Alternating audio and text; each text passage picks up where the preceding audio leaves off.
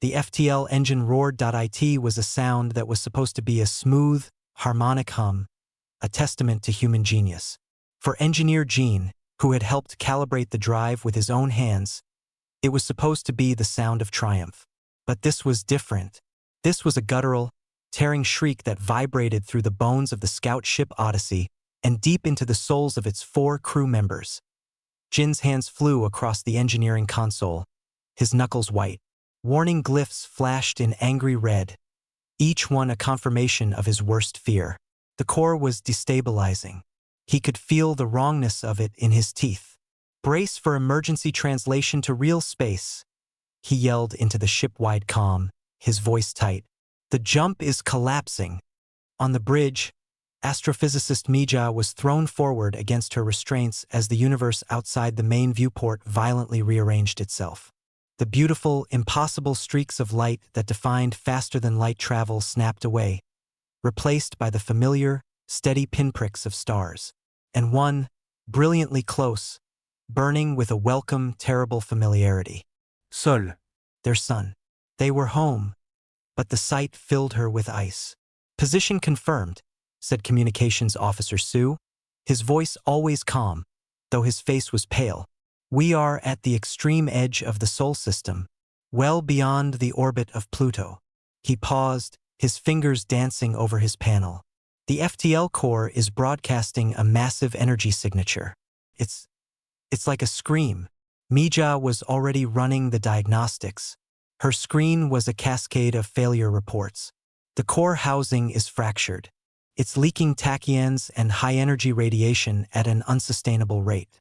"Gene, the bleed-off, it's not just stopping." Jin's voice came back, ragged over the speaker. "I know. The containment field is failing. The core went critical during the jump. It's not just broken, Mija. It's a bomb and a beacon, all in one." The 4 of them had left Earth 2 years ago. Their mission was one of quiet, desperate hope. Earth was dying. Not from war or an asteroid, but from a slow, suffocating collapse. The skies were gray, the oceans were acidifying, and the great biomes were failing. They were the best humanity had to offer, sent on the Odyssey, humanity's first and only FTL-capable ship, to find a new home among the stars.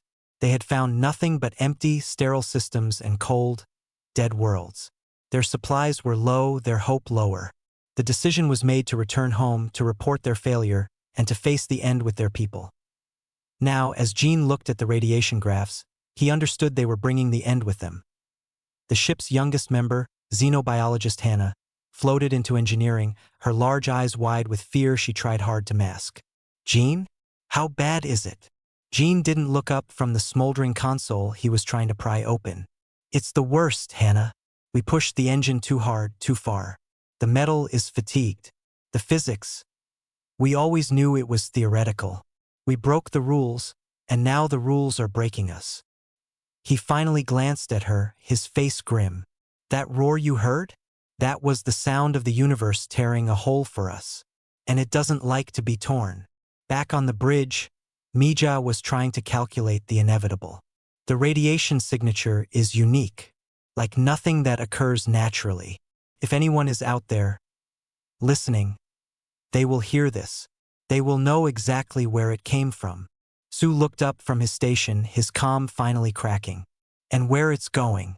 The wake leads a trail right back to us. Right to Earth." A heavy silence fell over the ship.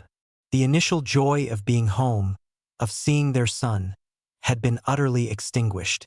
They were sailors from a plague ship, returning to their healthy village, unknowingly carrying a pestilence.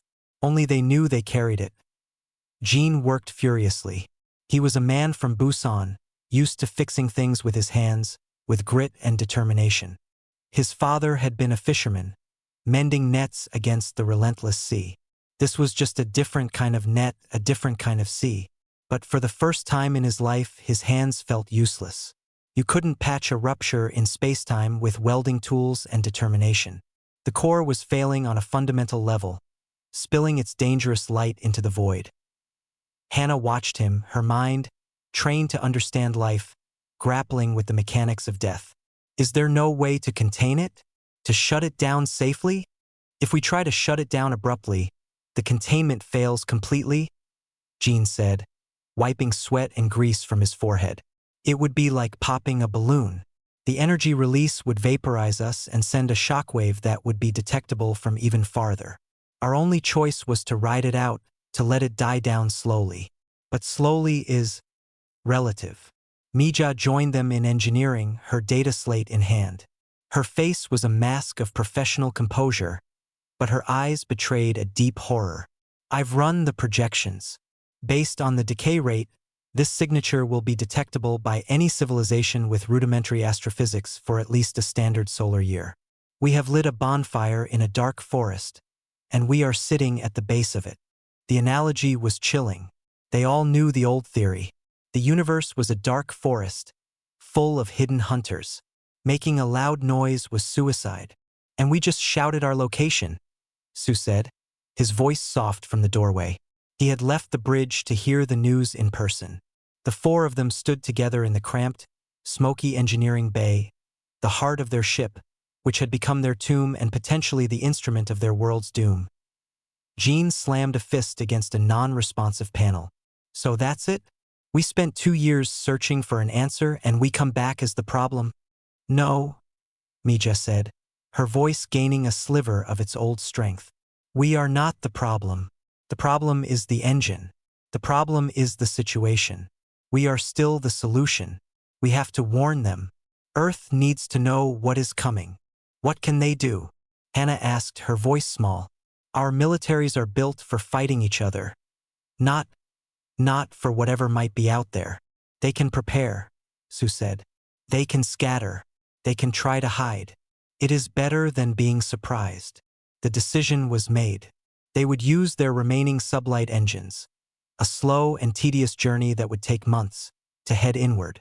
And they would broadcast their warning on every frequency. With every joule of power they could spare from the dying core. As Gene began the laborious process of routing auxiliary power to the communications array and the ion engines, the reality of their situation settled on him like a physical weight. The FTL engine's roar had faded now, replaced by the dull, familiar hum of the Odyssey's secondary systems. But the echo of that sound was still out there, rippling through the cosmos at speeds they couldn't comprehend. A wave of energy announcing humanity's presence in the most disastrous way possible.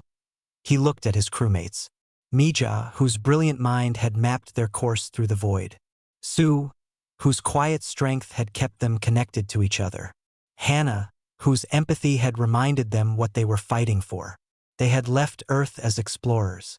They were returning as heralds of the apocalypse. The FTL engine roared, he thought, and Earth's fate was sealed. The silence that followed the engine's roar was worse. It was a heavy, waiting silence, filled only by the hum of the life support and the frantic beating of their own hearts. For days, the crew of the Odyssey worked in a grim routine. Gene and Mija fought a losing battle against the dying FTL core, trying to slow the bleed of radiation. Sue sent their desperate warning towards Earth on a continuous loop.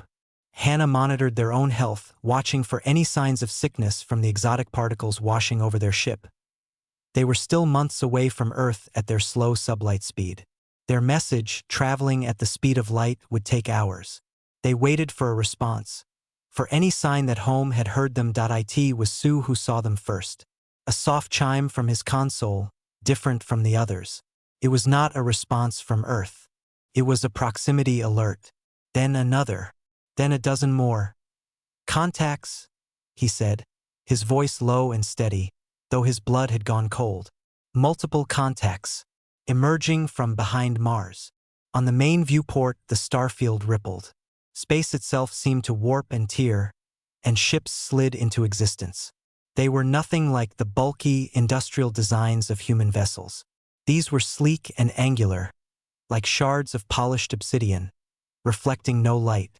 They moved with a silent, predatory grace that was deeply unsettling. There was no fire, no roar of engines, just an impossible, smooth glide that defied physics. They did not hail the Odyssey. They simply moved, forming a perfect, inescapable sphere around the small human ship. The formation was so precise, so effortlessly menacing, that it felt less like a military maneuver and more like a natural phenomenon, a trap closing. They're not responding to any hails, Sue reported, his fingers flying across his panel. I'm sending greetings on every known frequency, even the mathematical primes. Nothing. Mija studied the sensor readings. Their energy signatures. I've never seen anything like it. It's perfectly contained. No waste heat. No erratic power fluctuations. It's flawless. Then, every screen on the bridge flickered and went dark for a second. When they came back, a single image was displayed. It was a star map. Sue recognized it instantly. It was a map of their own FTL wake, the path the Odyssey had torn through spacetime on its return journey. The path was highlighted in a sickly, pulsating green, and over it was a symbol that needed no translation. A universal glyph for contagion. For diseased, a voice filled the comms. It was not a true voice, but a synthesized translation, flat and devoid of any emotion. It was the sound of pure information, and it was terrifying. Unidentified vessel. You have violated Galactic Quarantine Protocol Alpha. The message repeated, and with each repetition, more data streamed across their screens. Complex equations showed the FTL wake's destabilizing effect on local spacetime. Graphs depicted the chaotic energy propagation of their engine. It was a clinical, brutal diagnosis. Hannah had come to the bridge, drawn by the silence. She watched, her hand over her mouth, as the message shifted. The star map zoomed in, focusing on the third planet from the sun, Earth, a blue and white marble, so beautiful and fragile from this distance. The source of the infection has been identified, the voice stated. The species designated humanity has achieved premature FTL capability. This act demonstrates a reckless disregard for cosmic stability. The pathogen must be contained. A new symbol appeared over the image of Earth. It was a simple, stark circle with a line through it. The universal symbol for sterilization? No, Hannah whispered, the word a choked breath. The message was not a declaration of war. It was a statement of fact, as impersonal as a doctor announcing the removal of a tumor. The Kthar, as they identified themselves, were not conquerors. They were exterminators. And their reason was not malice, but a cold, terrifying logic. FTL travel was a plague, and humanity was patient zero. They see us as a sickness, Mija said, her voice hollow with understanding. Our technology, our progress, it's a virus to them, a threat to the health of the galaxy. On the engineering panel, Gene listened, his tools forgotten in his hands. He felt a rage so pure it burned away his fear. They had struggled, they had reached for the stars to save their people, and this was the answer? To be wiped out like bacteria? We have to make them understand. Hannah pleaded, turning to Sue. Tell them we didn't know. Tell them we'll stop. We'll never use the engine again. Sue tried. He poured every ounce of his skill into a new broadcast. He sent messages of apology, of surrender, of explanation. He sent data packets containing human history, our art, our music, our philosophies. He sent the Universal Declaration of Human Rights. The response was immediate and final. Emotional appeals are irrelevant. The logic is absolute. A species that develops FTL is a threat. The threat will be neutralized. The sterilization fleet is en route to the source. On the viewport, they watched in horror as a section of the Kthar fleet broke away from the sphere surrounding them. 6 of the larger, obsidian ships turned in perfect unison and began to move inward, towards the sun, towards Earth. There was no haste, no drama. It was a simple, methodical process. They were not just announcing a death sentence. They were allowing the condemned to watch the executioner walk to the gallows. Gene slammed his fist on the bulkhead. We led them right here. Our own engine brought the wolves to the door. It is not your fault, Gene, Mija said, but her words sounded empty. The weight of it was crushing them all. They had wanted to be heroes, to bring hope. Instead, they had brought the end. Sue stopped his transmissions. He sat back in his chair, a profound stillness settling over him. He had been listening not just to the Ktharis words, but to the structure of them, the patterns. They are not hearing us, he said quietly. We know that, Gene snapped, his frustration boiling over. No, Sue said, turning to look at the others. His eyes were focused, seeing something they could not. I mean, they are literally not hearing us. Their communication. It is perfect. The translation is flawless. But it has no tone. No nuance. It does not account for context, for emotion, for lies. It is a language of pure, factual truth. He pointed to the repeating message on the screen. They told us their plan. They told us exactly what they are going to do and why. There is no deception. There is no gloating. It is simply a fact. To them, this is no different than stating that gravity pulls. Hannah looked from Sue to the image of Earth. So, they have no emotions? They don't understand what they are doing to us. I think they understand the action, Sue replied. The elimination of a threat. But they do not understand the consequence. Our fear, our love for our world, our desperation. To them, these are just more symptoms of the disease. The irrationality of a primitive species. In that moment, a tiny, desperate idea began to form in the crushing darkness of their despair. The Kthar were perfect. Their logic was perfect. Their technology was perfect. But their understanding was not. They were blind to the very thing that defined humanity. And you cannot defend against a weapon you do not believe exists. The silence inside the Odyssey was heavier than the void outside. The Kthar ships held their position, a perfect, unmoving cage of polished black stone. There were no more transmissions. The aliens had said all they would say. The sentence was passed. The only thing left was the wait. Gene sat on the floor of the engineering bay, his back against the warm casing of the dead FTL drive. He stared at his hands. These hands had built things his whole life.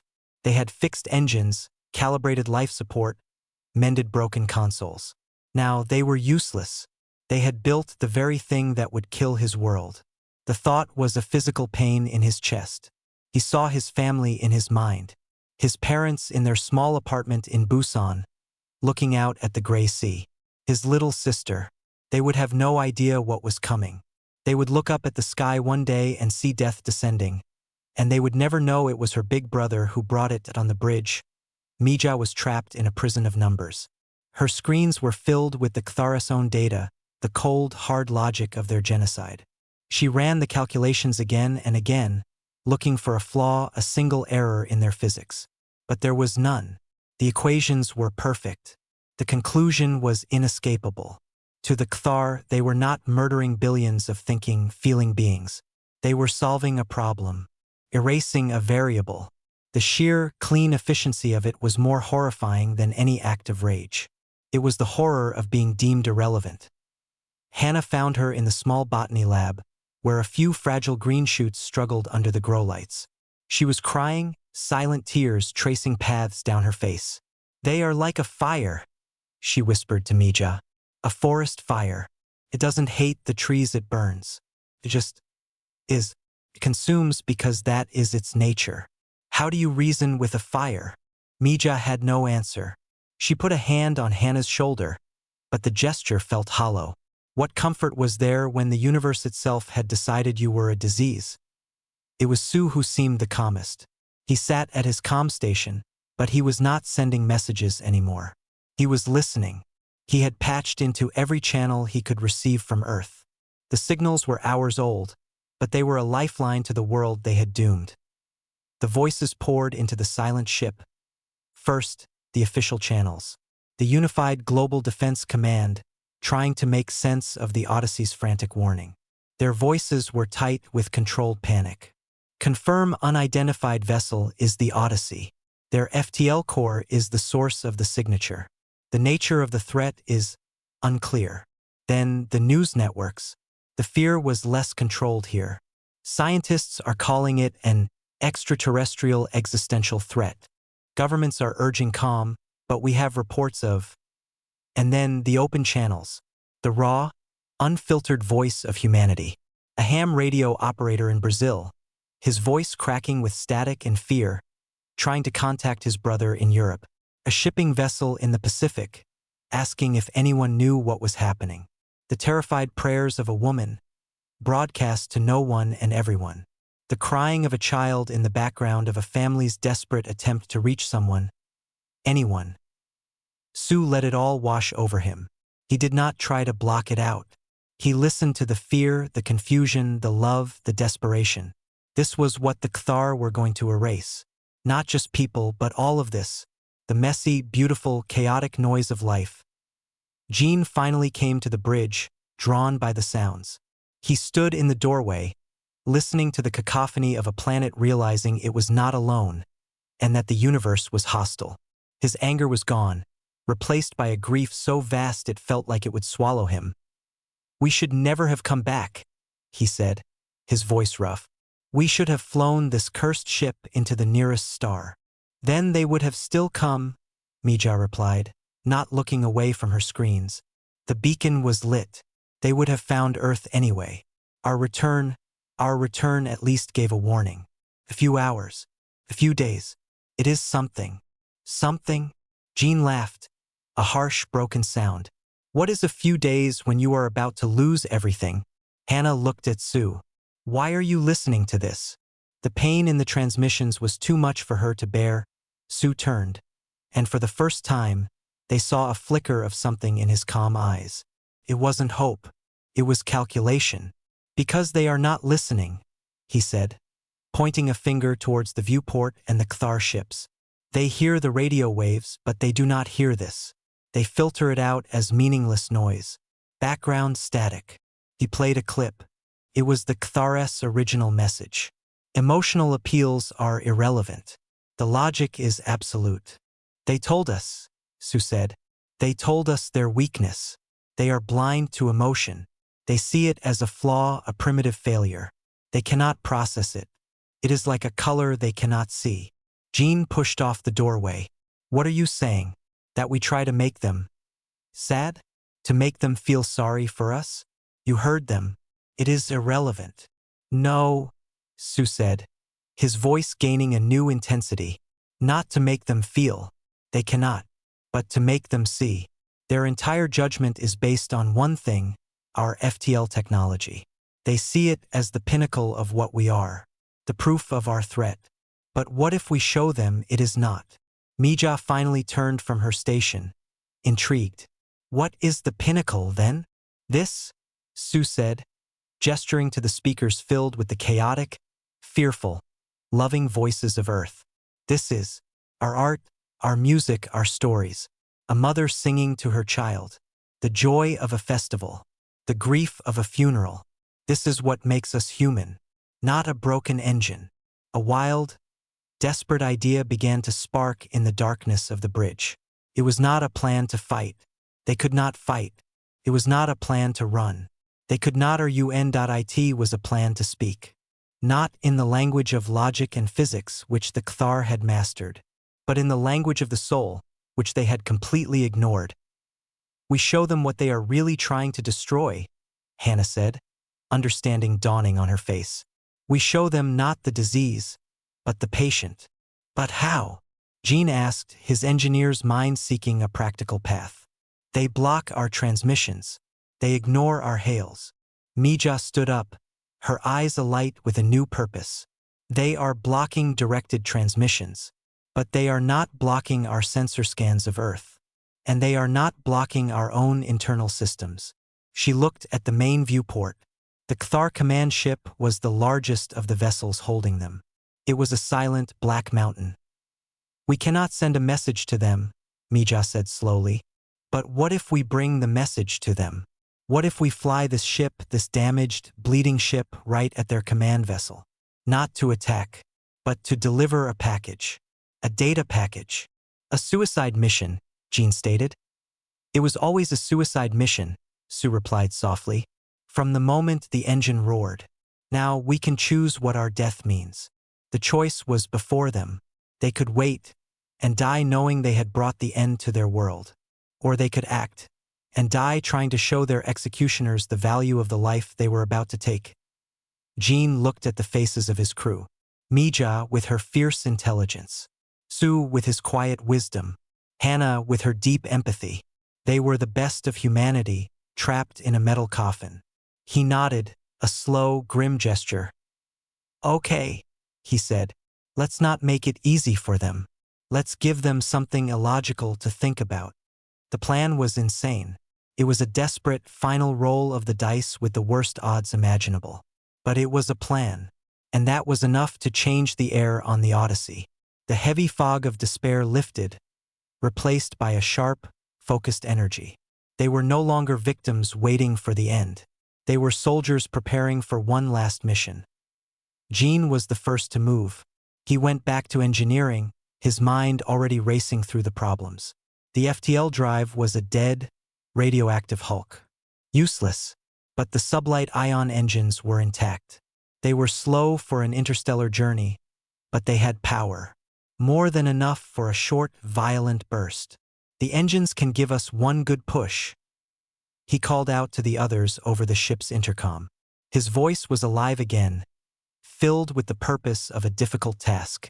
"But the navigation computer is damaged from the FTL failure. I can't program a precise course. I will have to pilot it manually.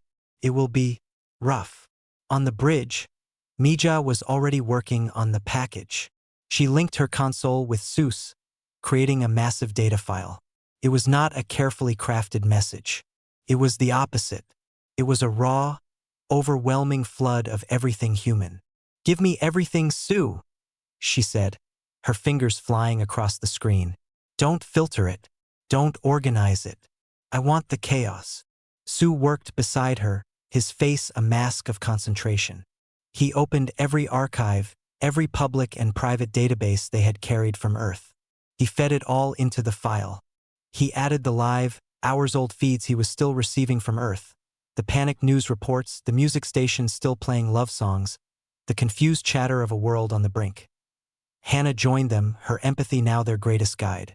"Not just the big things," she said softly. "The small things. The things that don't matter to history, but are everything to a life." She found and added files. A video of a child's first steps. The sound of rain on a rooftop. A photograph of a homemade meal. A handwritten love letter. The tired smile of a nurse after a long shift. She gathered the quiet, ordinary moments that truly define the human experience. Together, they built a digital tsunami of emotion. It was not a logical argument. It was a museum of the heart, a library of the soul. It was everything the Kthar had dismissed as irrelevant noise. "The command ship will have powerful shields," Mija said, thinking aloud. "A standard transmission will be blocked. We need to get the data physically close. We need to bypass their filters. I can modify a short-range distress beacon." Jin's voice came through the speaker. "I can load the data onto it and set it to broadcast on a continuous, overpowered loop. But its range is very short. We will have to get very close." "How close?" Sue asked. "Close enough to see the scratches on their hull," Jean replied grimly. "A few 100 meters. Maybe less." That meant flying the Odyssey, a large and ugly scout ship, directly at the most advanced warship they had ever seen, and stopping just before they crashed. A ship that could vaporize them in an instant. "They will see us coming," Hannah said. "They will think it is an attack." "That is the risk," Mija agreed. "We have to hope that our actions are so illogical, so completely outside their understanding of a threat, that it causes a moment of hesitation. A delay in their response. It was their only hope, to use the enemy's greatest strength, their cold, perfect logic, against them. An attack would be logical. It would be expected. A ship flying directly at them without firing a weapon, broadcasting not threats but poetry and music. That was something new. The final hours were a whirlwind of activity. Jean worked in a frenzy of welding and rewiring, rigging the modified distress beacon and patching the navigation controls to his station in engineering. Mija and Sue compressed the colossal data file, ensuring every precious byte was intact. Hannah moved through the ship, securing loose items and preparing the medical bay, though she knew if they needed it, they were already dead. Finally, it was time. They gathered on the bridge, each taking their station one last time. The viewport still showed the perfect, silent sphere of Kthar ships. The command vessel hung directly ahead of them, a dark jewel in a crown of death. Jin's hands rested on the manual thruster controls. They felt familiar and right. Engines are ready. The beacon is loaded and armed. On my mark. Mija took a deep breath. The data package is ready. We will begin transmission the moment we are in range. Su looked at his console at the last flickering signals from Earth. He sent one final, silent goodbye. Hannah closed her eyes and thought of the green shoots in the botany lab, fighting for life in the darkness. Remember, Su said, his voice calm and steady. We are not attacking. We are introducing ourselves. Jean nodded. He pushed the thruster controls forward.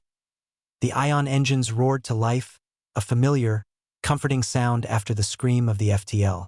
The Odyssey surged forward, a slow, heavy beast aiming itself at the heart of the predator. Immediately, lights flickered on the Cthar command ship.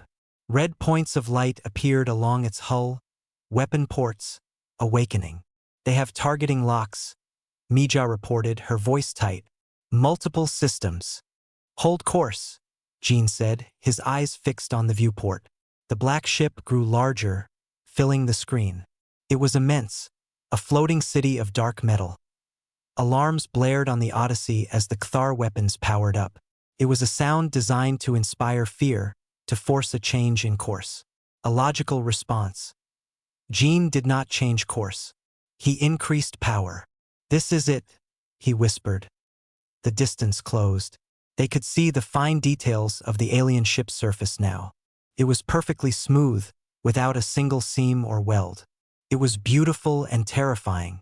They are going to fire, Hannah said, her voice a whisper. But the shot never came. The Cthar held their fire. For a single, endless second, the most advanced warship in the local universe was faced with a puzzle. A primitive ship was on a collision course, but it was not accelerating to ramming speed. It was not deploying weapons. Its energy signatures were focused on communications and engines. It was broadcasting a massive, chaotic data stream on a primitive frequency. It was an act that made no tactical sense. It was, by their perfect logic, impossible. In that moment of confusion, Jean slammed the reverse thrusters. The Odyssey shuddered violently, its metal frame groaning in protest. He fought the controls, muscles straining, bringing the ship to a relative stop a mere 500 meters from the Cthar command ship's hull. It was an incredible feat of piloting. Now! He yelled. Mija pressed the command. The modified distress beacon activated. From a transmitter on the Odyssey's hull, a storm of light and information erupted. Not a weapon, a story, the story of Earth. A symphony of joy and sorrow, of art and love and fear, was fired directly at the alien vessel. A point-blank broadcast they could not ignore. Then, they waited. The Odyssey hung in space, a fragile moth before a black flame. They had done all they could. They had thrown the human heart against a wall of pure logic. Now they would see which one would break. The silence was absolute. The Odyssey hung in the void, a mere speck against the immense, dark hull of the Cthar command ship. The red targeting lights from the alien weapons still glowed, painting the human bridge in a hellish glare. Every second felt like an hour. Jin's hands were clenched on the thruster controls, ready for a maneuver he knew was useless. Mija watched her sensor screen, waiting for the energy spike that would mean their end. Hannah held her breath.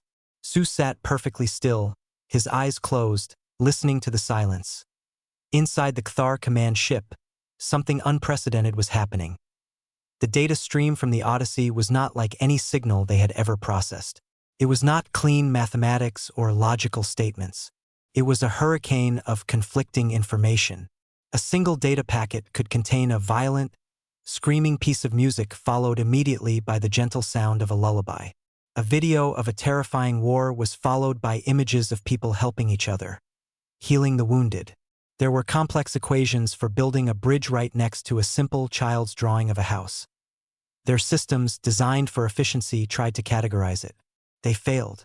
The data was too chaotic. It was filled with what their logic could only label as errors. Contradictions, irrational choices, and overwhelming emotional context. They saw a species that fought vicious wars over ideas, and then turned around and made breathtaking art about peace. They saw individuals who would sacrifice their own lives for complete strangers. They saw communities build great monuments that served no practical purpose, only to create beauty. They saw parents weeping over the loss of a child, a grief so profound it defied all logical understanding of a biological unit's failure. The core of the Cthar judgment was that FTL technology was the pinnacle of a species development, the final, dangerous toy for a child race. But this data showed something else. It showed that humanity's greatest achievements were not technological. They were this messy, beautiful, painful, and glorious struggle to feel, to love, to create, and to find meaning. The FTL drive was not their masterpiece. It was just a tool. Their life was the masterpiece. On the Odyssey, the first sign of change was the targeting lights. One by one, the red dots on the Cthar command ship winked out. The immediate threat was gone, but the greater one remained. The 6 ships of the sterilization fleet were still on their way to Earth. "Something is happening," Mija reported, her voice hushed. "I'm reading massive data processing activity from the command ship. Their systems are running at near maximum capacity. It's like their whole ship is thinking." Then, a new message appeared on their main screen. It was not the flat, synthesized voice from before. This one had texture, a slight hesitation, a faint, almost imperceptible layer of confusion. "Query," the voice stated. The single word hung in the air. The crew looked at each other. "A query?" After all this, Sue leaned forward. "We are listening," he said, his voice clear and calm. The Cthar voice continued, its new hesitations more pronounced. "The data stream contains contradictions. A unit terminates another unit. This is logical for resource competition. But then, other units risk termination to preserve the terminated unit's memory. This is illogical. Explain." Hannah's eyes widened. She stepped closer to Sue's console. "They are asking about grief," she whispered. "They saw someone die, and then others honoring that person. How do we explain grief?" Sue asked, looking at the others. "Tell them the truth," Mija said. "It is the price of connection." Sue thought for a moment, then spoke. The unit that was terminated was not just a biological organism. It was a story. It had connections to other units. Love for them. When it ended, those connections were broken. The pain is the memory of the connection. The honoring is so the story does not truly end. There was a long silence from the Cthar. The processing activity on Mija's screen spiked again. Another query came.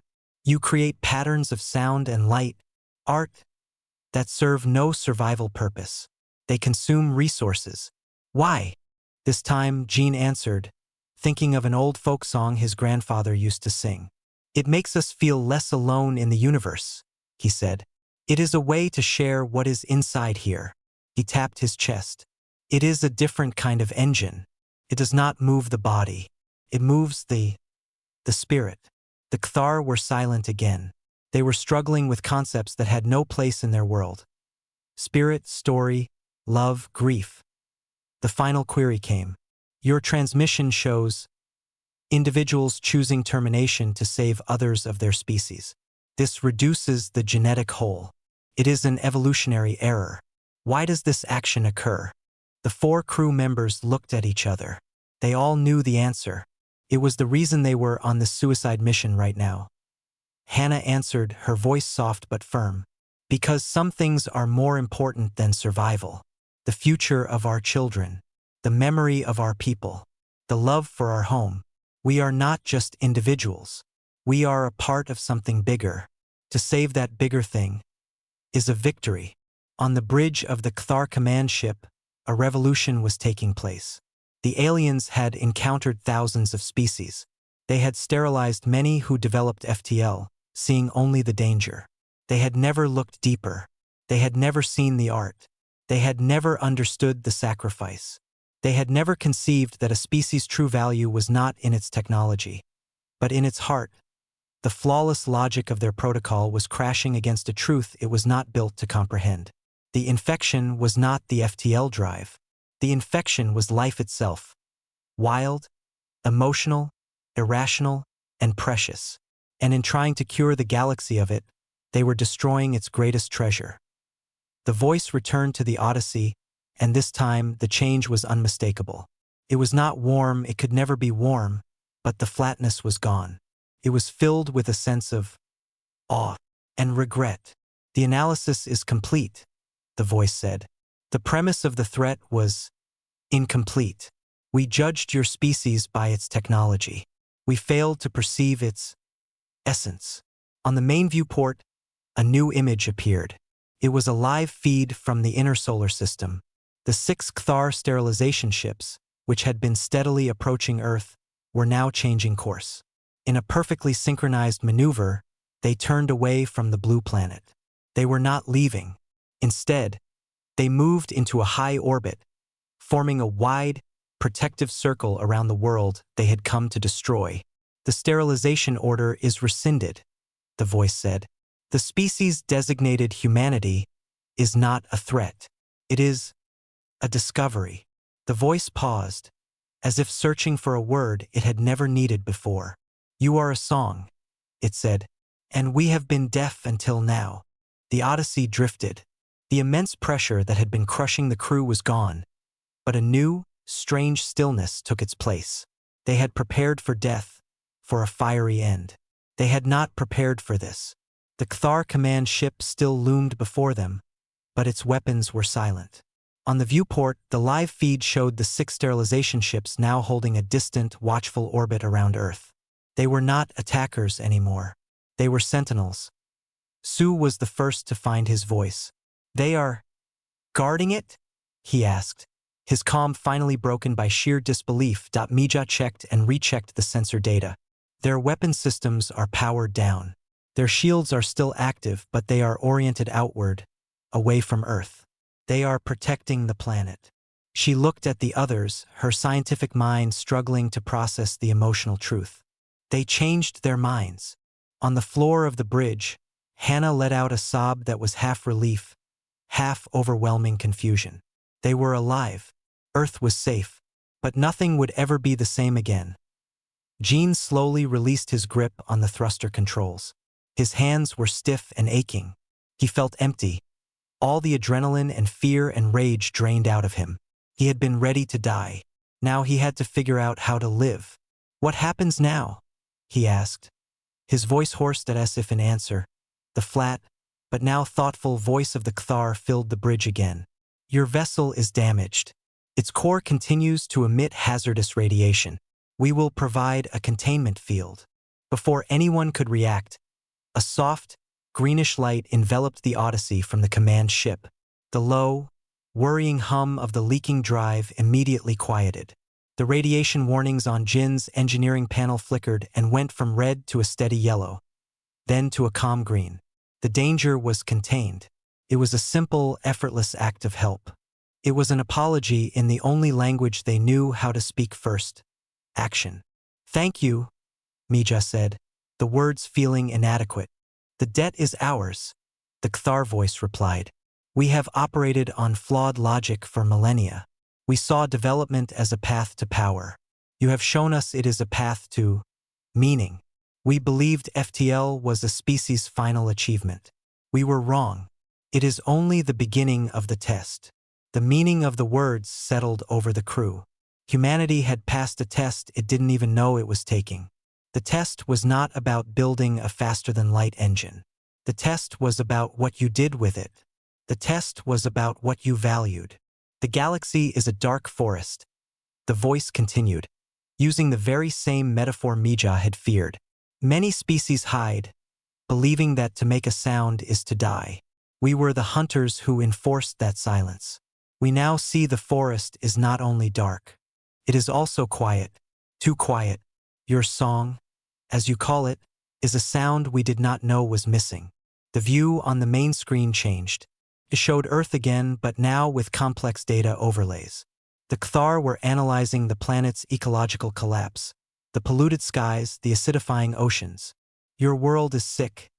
The voice stated, not with judgment, but with clinical observation. Your species is focused on survival, which is logical. But your art, your spirit, is the true resource. It must not be lost. We will provide the schematics for atmospheric processors and ocean reclamation technology. Your engineers can build them. A new data stream, clean and perfectly organized, appeared on Mija's console. It was a gift, a chance to heal their world. It was not a solution handed to them, but the tools to find their own solution. It was respect. The reality of the situation began to truly sink in. They were no longer a dying species on a dying world. They were a protected species, a studied species, a species that had just become the teacher for an entire galactic civilization. The weight of it was immense. What do you want from us? Gene asked, his pragmatism returning. Nothing you are not willing to give, the Kthar answered. We wish to listen. We wish to learn the language of your music, the structure of your stories, the pattern of your emotions. In return, we will ensure your safety. There are other hunters in the forest. We will stand between them and you. Humanity was being offered a guardian, but also a student. Their fate was sealed, not in destruction, but in a new and terrifying responsibility. They had to grow up, and quickly. They had to heal their planet and learn to live in a universe that was suddenly much bigger and much stranger. The crew of the Odyssey was quiet for a long time, each lost in their own thoughts. They thought of their families, who were still hours away from learning that the apocalypse had been called off. They thought of the politicians and the generals, who would have to learn to deal with a power they could not challenge. They thought of the artists and the poets and the musicians, who had, without knowing it, just saved the world. Mija finally broke the silence. We have to go home, she said. We have to tell them. The journey back to Earth was slow, but this time, it was different. The Kthar did not escort them. They simply watched. The Odyssey, with its safely contained engine, traveled alone through the silent solar system. The crew spent the time recovering, talking, and trying to understand what they would say as they finally approached Earth. The blue and white marble growing larger in the viewport, they saw the 6 Kthar ships holding their distant stations. They were a reminder and a promise. The FTL engine had roared. It had been a scream of pain and a beacon of doom. But from that scream, a new song had begun. It was a song of a species that was flawed and emotional and beautiful. A song that had quieted the hunters and lit a light in the dark forest. Earth's fate was sealed. It was no longer a death sentence. It was a purpose.